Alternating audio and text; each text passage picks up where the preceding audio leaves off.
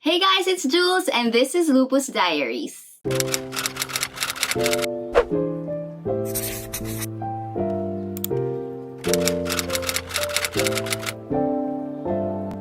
Happy Tuesday everyone, and today it's gonna be a Q&A video. Hindi siya supposedly Lupus Diaries episode kaso lahat ng questions niya ay related sa lupus, so might as well make it a Lupus Diaries video. Wala nagtanong sa akin ng about me or about lupus, so but before that make sure to click the subscribe button below and hit like, of course, to support my channel and help me spread more awareness to other lupus warriors. So as usual, I ask sa Instagram and Facebook if you have any questions for me.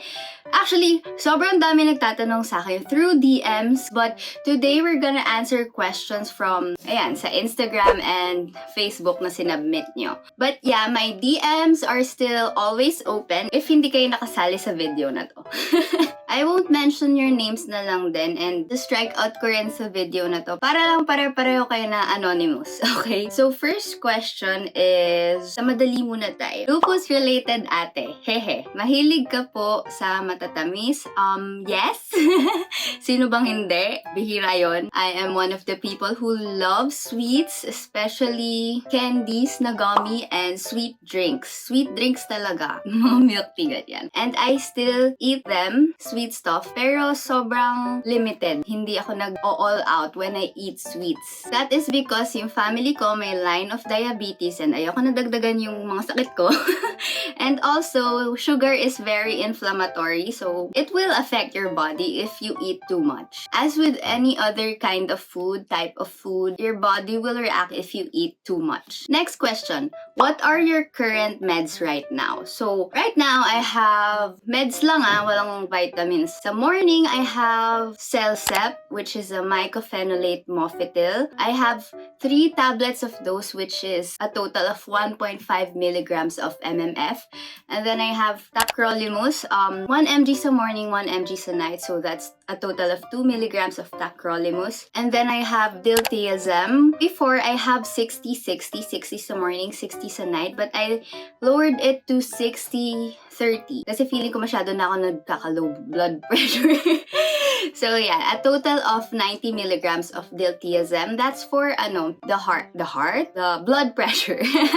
Next is prednisone, of course. I still have 5 milligrams today. Pero sana mawala na. But since it's summer, medyo, kita nyo sa face ko, I'm flaring a bit. It's very red. So that's lupus showing itself. At night, I have 5 milligrams enalapril. That's also for blood pressure. And of course, Plaquenil. We can't lose our HCQ. So I have 200 milligrams, 1 tablet lang of Plaquenil. So those are my medications right now. Believe it or not, bawas na yun. Madami pa rin, pero bawas na yun. Okay, next. Have you tried Nature Republic Sunstick? If yes, can you rate it, please? Sadly, I haven't tried it yet. Yung AHC pa lang na try ko, which is the one I showed sa previous videos. But I have a friend of a friend, and if gusto mo maniwala dito, she said it's nice daw on the matte side, and it's also water resistant, so perfect for the weather. Yan. Yun yung review niya. I don't have a review. I haven't tried it yet. My ANA test is positive, but I have only joint pains. Is it lupus? I'm not a doctor. As usual, I am not a doctor, so I cannot answer these questions. And yung ANA, hindi talaga siya nakakapag-determine if you have lupus or not. It's just one of the tests you have to take to determine if you have lupus. It has to come with other laboratory tests and not just the ANA test. So, yun, please ask your doctor. Ito, slightly mabigat. Do you have a plan to have children in the future? If so, how will your lupus affect you and the baby? Actually, I plan to make an episode about this, but sige, answer natin ng konti. Right now, I am not planning for children. Gusto ko munang ayusin yung health ko before I start thinking about that. Kasi, syempre, mas maganda if you focus on one thing muna. Kasi kapag lahat iniisip mo na sabay-sabay, you're only gonna get stressed. So, right now, I am not planning to have children. But siguro sa future, when I'm better, I will.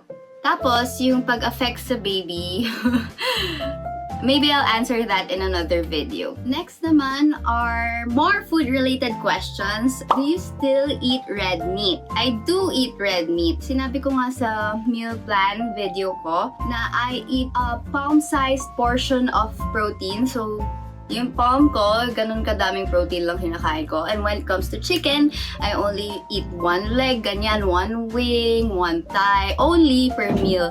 So, I just limit my protein. Pero the type of protein I eat, I don't limit that. I eat any type of protein. Tofu, fish, chicken, beef, pork, I eat all of those, including red meat. Next is, hi, I have SLE nephritis. How do you usually manage your meal plans? I made a whole video about a meal plan, pero mukhang dapat mag-update na ako kasi sobrang dami talagang diet questions, meal plan questions. Ano kinakain mo, Ate Jules?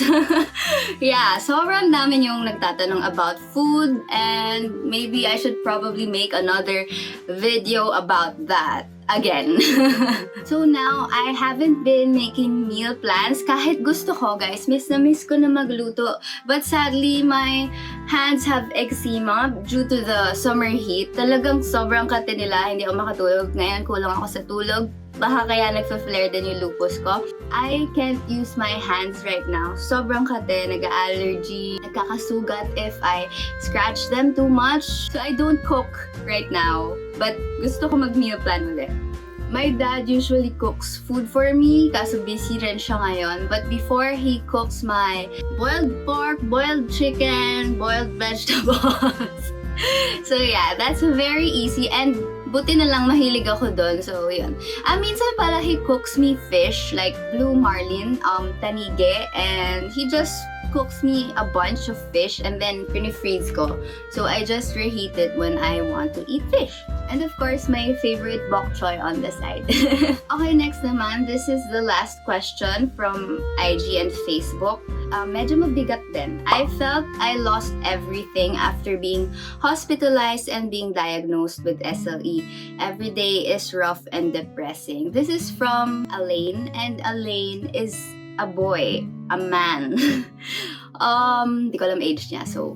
And usually, lupus patients are women, so very rare ang men. So I can understand why mas mahirap to for them, because lupus is rare, and it's even rarer, word ba yun? It's even more rare to have lupus patients na male. So I get na sobrang nahihirapan siya, and I know it's not a question, but I want to answer it then kasi ni-send niya doon. I'm very sorry to hear that, Elaine. I feel for you kasi lahat kami, lahat tayo, pinagdaanan natin yung rough patch sa umpisa ng depression. And yeah, it's continuous. I can't lie about that na minsan masaya tayo, pero babalik tayo sa depressed phase, and anxious phase, and sad phase, tapos sasaya ulit tayo, tapos bababa ulit tayo doon. Because yeah, we do have a lot of problems na related sa disease natin. Hindi natin maiwasan yun. But that's just life. Everyone has problems from time to time, and intindihin mo na lang na hindi lang ikaw yung dumadaan through those kinds of problems. Maybe you can contact other male lupus warriors then para you can have someone there who really understands what you're going through. Kasi I can say na naintindihan ko since I'm not male, but I understand you a bit. So, yeah, I feel for you then. I hope you're doing better now. Okay, this last question I took from my private messages kasi I think it's connected to the previous one, and I answered her. Hi Jules, been following your page for a while now, just hoping baka you can give me some tips on how to manage anxiety. Hirapan ako lately. I do get anxious Recently, not so much, but during the first month of the year and last year, yung mga end of last year, I was very anxious.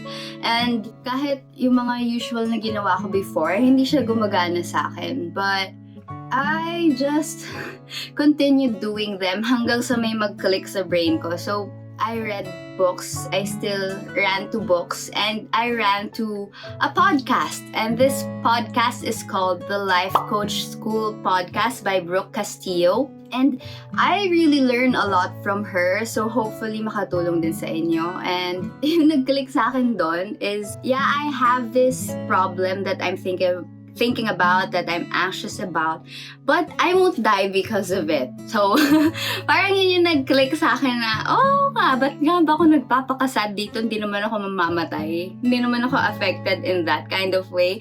So, why am I feeling sad about it? I'm alive. I can work on it. So, yun, parang na-inspire ako doon na, why am I feeling so down about this problem? I can just fix it. Like, I can do something about it. Alam mo yun? As long as we're alive, we can do something about our problems and about the way we think. We really just have to manage our mind, try to think more positively. If you can, please watch my video, yung things I learned in 2023. I mentioned there a lot of parang quotes or sayings or tips on how to manage our brain. You know, the book I really love is The Power of Now, and it says na you have to be present all the time. So, I don't know if this quote is from there, but I think it's from the Daily Stoic, this quote.